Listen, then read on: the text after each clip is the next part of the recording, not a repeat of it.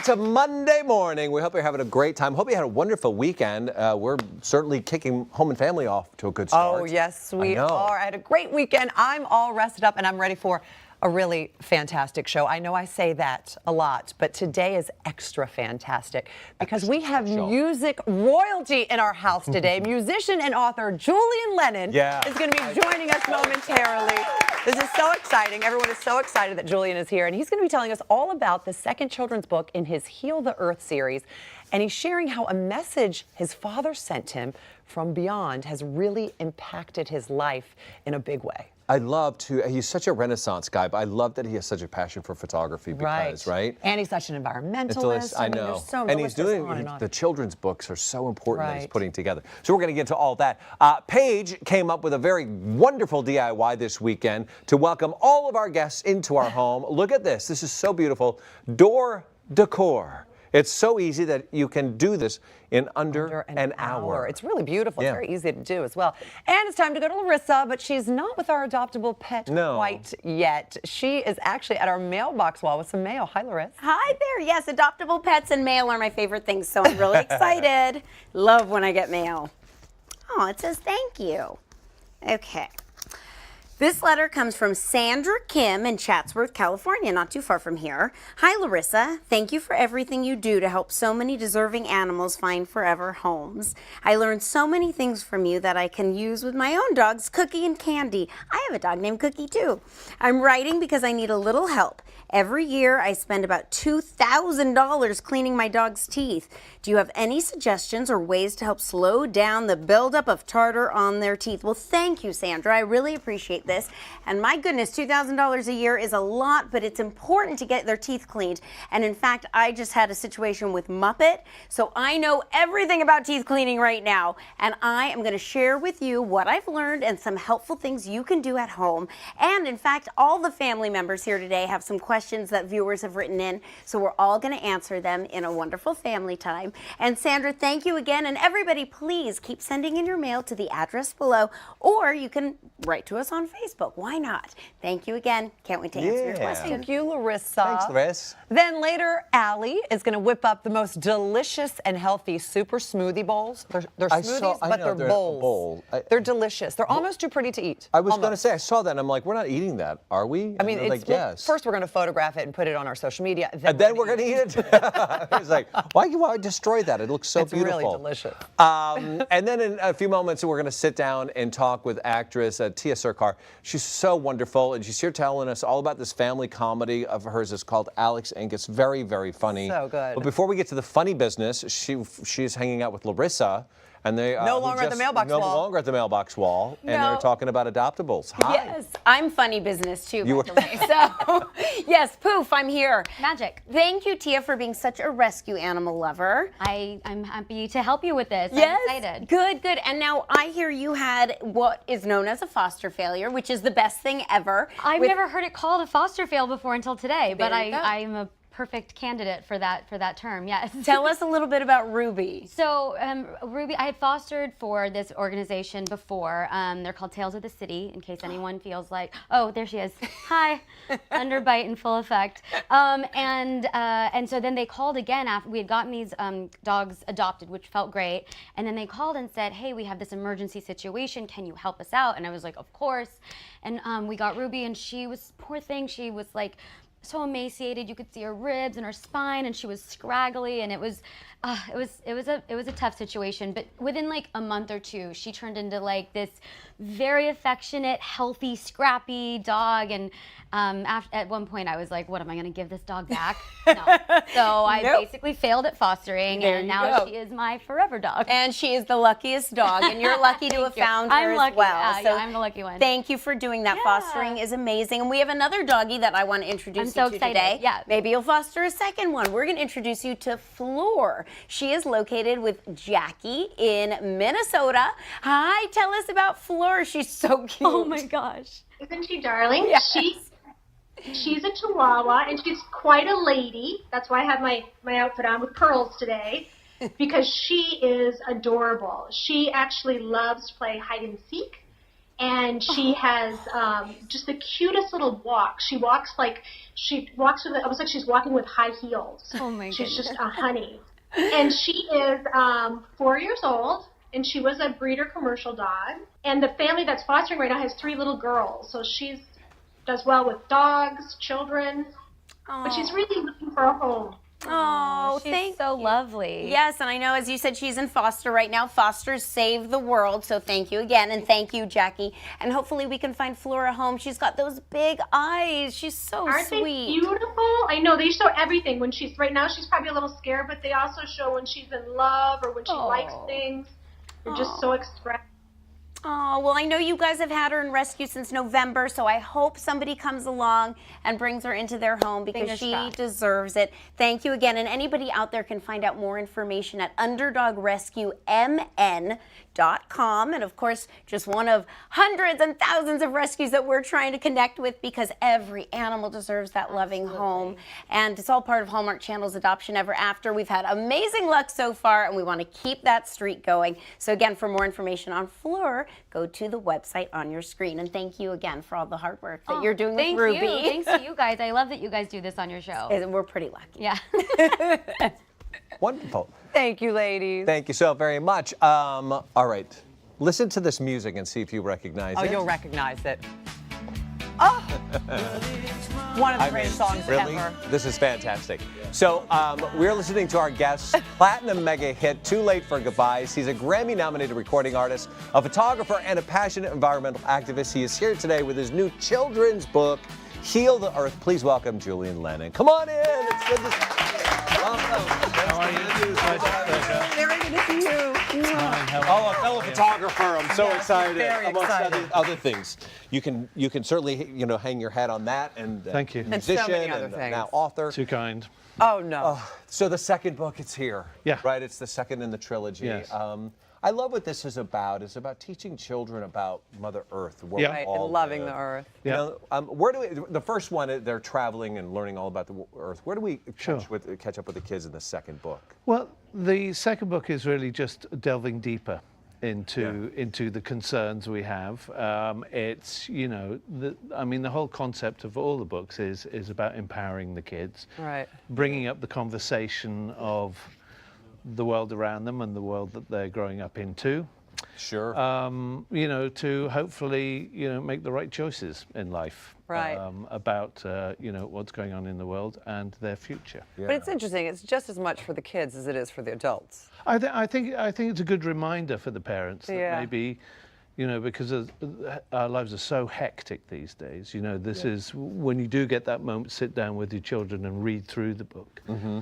It's a reminder of really what's going on out there, but in an adventure story. So Right. It's so fun. It's interesting because for those watching will certainly understand this. I mean, we grew up in a generation where there were commercials with the Native With the Native American throwing the crying trash. because of the trash, Yeah. which Yeah, now yeah, seems yeah. so absurd That anyone would throw trash anyone would anywhere. do. I but know it's it's now true. trying to get that same generation, our generation, to realize Yeah.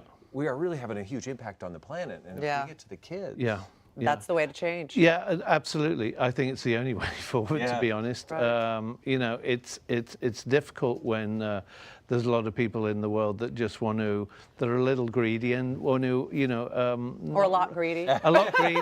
You're being really nice. I'm being very, very nice. I'm biting my tongue Right. on that level, but it's obviously there should be a lot more done. I mean, we're at a point I really honestly think of crisis. Yeah. Sure we are. With the oceans. Oh my and, gosh, the amount of trash in the ocean is the trash, plastic the island. CO2, the CO2 going into the ocean and not the soil, which is a bad thing for us. Right. So yes, I think we all need to read up a little more on what's going Exactly. on. Yeah. Well, I'd love to show everyone the beautiful illustrations in the book. They Sure. are Yeah. they're so reminiscent of my childhood. Good, It good. really brings I'm me happy back to to a hear place that. immediately when I opened the book and looked at it. I said, "Oh my gosh, I feel like a Look kid at that. again." Wow, How did you beautiful. decide on this sort of look of the book?